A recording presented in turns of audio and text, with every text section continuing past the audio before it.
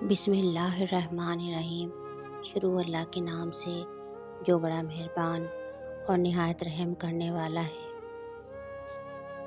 میرے محترم اور عزیز بہن بھائیوں، آج کی ویڈیو میں آپ کے ساتھ حضور غوث اعظم رحمۃ اللہ علیہ کی دعا کی برکت کا ایک بہت ہی خوبصورت واقعہ شیئر کرنے والی ہوں، اس لیے ویڈیو کو آخر تک لازمی دیکھیں۔ ویڈیو پسند آئے تو اسے لائک کریں، شیئر کریں اور چینل کو سبسکرائب لازمی کریں۔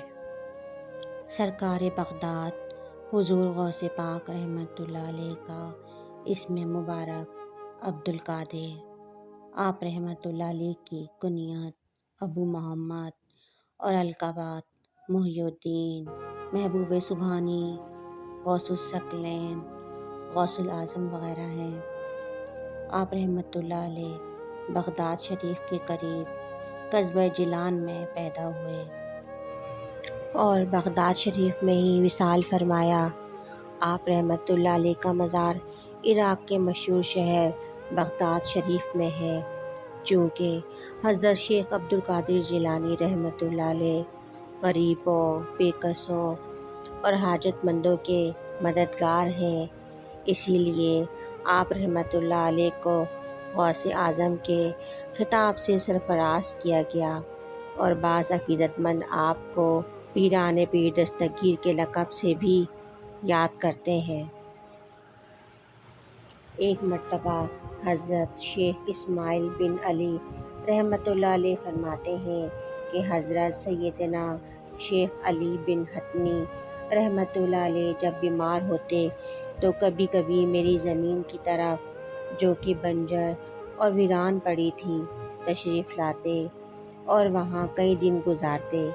ایک مرتبہ آپ وہیں بیمار ہو گئے تو آپ کی تیمارداری کے لیے میرے پاس غوث صمدانی قطب رتبانی شیخ عبدالقادر جیلانی بغداد سے آپ کی تیمارداری کے لیے تشریف لائے۔ آپ دونوں میری بنجر زمین پر موجود تھے۔ میری اس زمین پر 2 کھجور کے درخت تھے جو 4 برس سے خشک تھے، نہ تو یہ ہرے بھرے ہوتے تھے اور نہ ہی ان پر کوئی پھل لگتا تھا۔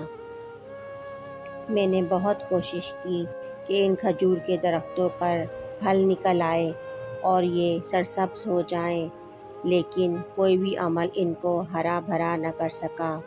آخر کار ہم نے کھجور کے درختوں کو کاٹ دینے کا ارادہ کر لیا۔ جب یہ بات ہمارے حضور غوث اعظم حضرت سیدنا شیخ عبدالقادر جیلانی رحمۃ اللہ علیہ کو معلوم ہوئی تو آپ رحمۃ اللہ علیہ نے ان کھجور کے درختوں کو کاٹنے سے منع فرما دیا، اور اس کے بعد آپ رحمۃ اللہ علیہ کھڑے ہوئے اور آپ نے ایک کھجور کے درخت کے نیچے وضو کیا اور دوسرے کھجور کے درخت کے نیچے 2 نفل ادا کیے، اور اس کے بعد ہاتھ بلند کر کے دعا فرمائی۔ ابھی چند دن ہی گزرے تھے کہ ان کھجور کے درختوں میں سے نئے پتے نکل آئے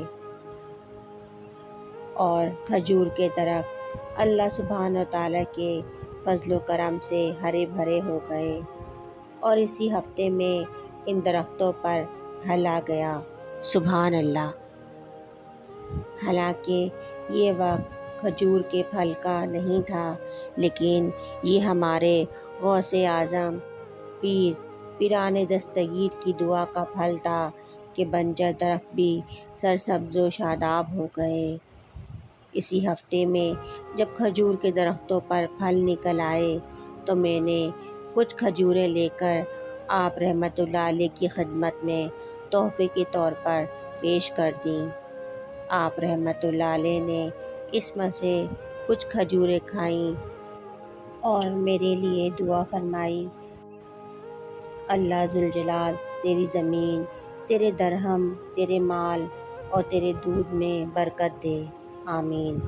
اور یہ حضرت سیدنا شیخ عبدالقادر جیلانی رحمۃ اللہ علیہ کی دعا کی برکت تھی کہ حضرت شیخ اسماعیل بن علی رحمۃ اللہ علیہ فرماتے ہیں کہ میری اس زمین میں اس سال کی مقدار سے 4 گنا زیادہ پیداوار ہونا شروع ہو گئی۔